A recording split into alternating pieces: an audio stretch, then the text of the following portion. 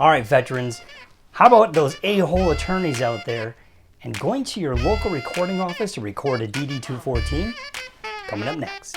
No information obtained from the following production is legal advice and does not create an attorney-client relationship with the law office IAJ, Law LLC, or any attorney or professional appearing on this program.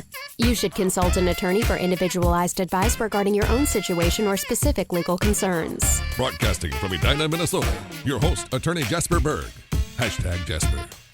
All right, veterans, thanks for joining me here at episode number 4 of what I'm calling Veteran Vitals. I'm grateful for your time, and hopefully you are having a fantastic post-Labor Day here, and maybe you're getting back into the swing of things at work or whatever you may be doing on a regular basis.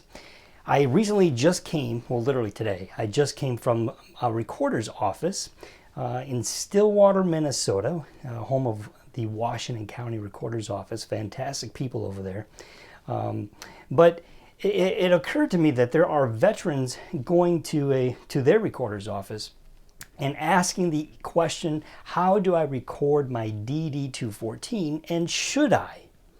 Well, the short answer is every veteran who has a legitimate copy of their DD214, a valid DD214, can of course go to their local courthouse, look for the recording office, generally speaking, where you might go for property records, and you can literally record your DD214.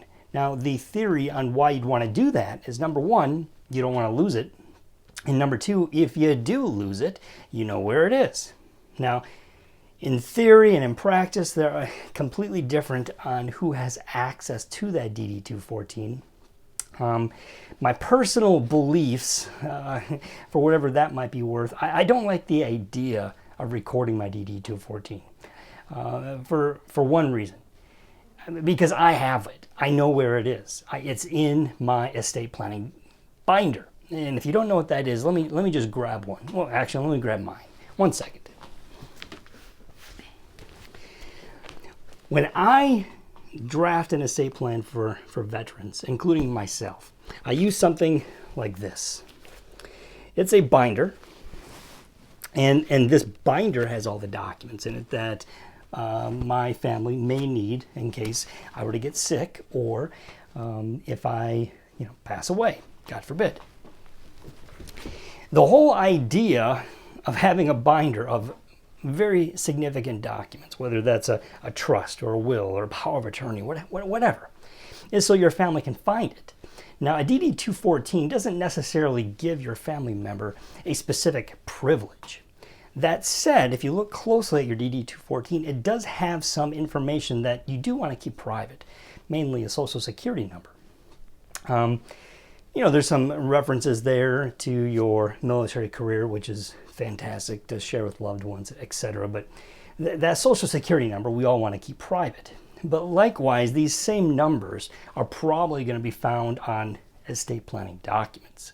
So if I'm not going to go out of my way to record a power of attorney or record a healthcare directive, something to that effect, why am I going to go out of my way to record my DD214?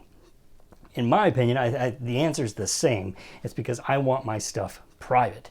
Is there a risk of someone breaking into my home and stealing those documents, or going somewhere and acquiring those pieces of paper? Yeah, maybe. But I think that risk is also the same if you go to a recorder's office. And I just prefer to reduce the number of people who have access to that. Because my loved ones, including me, can always go to the Department of Defense and acquire a new copy of my DD214. I have to jump through some hoops, but it's not that hard. So that's my take here very shortly on should I be recording my DD214. I'm not going to discourage you if you've already done that, but certainly privacy is a big deal. Now, This episode this week here in September going to be kind of short, but I'm going to close with a conversation I literally just heard. I'm at the recorder's office, and as I'm using a system at this particular recording office to look at property records and to review deeds associated with a property to transfer it into a trust. But that aside, there's some people behind me talking and sharing a story, and literally, this is what one person said to another person. They said, "I'm looking for the biggest a-hole attorney I can find." Now, when I hear something like that, and of course I turned my head around and I said, whoa. Let's relax a little bit. As veterans, do we want to be finding the biggest a-hole attorneys out there? I hope not. I hope that's not a person's number one characteristic that we are looking for when we're trying to find an attorney. And the fact that these two individuals were talking about it and so confident in one another that, hey, I found the biggest a-hole attorney.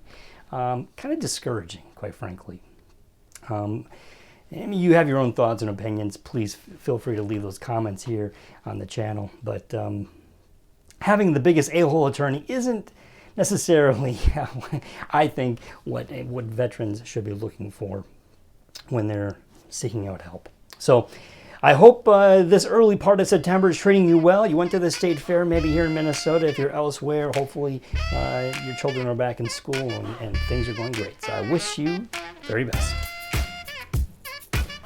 Jasper thanks you for listening. Please subscribe or share this production.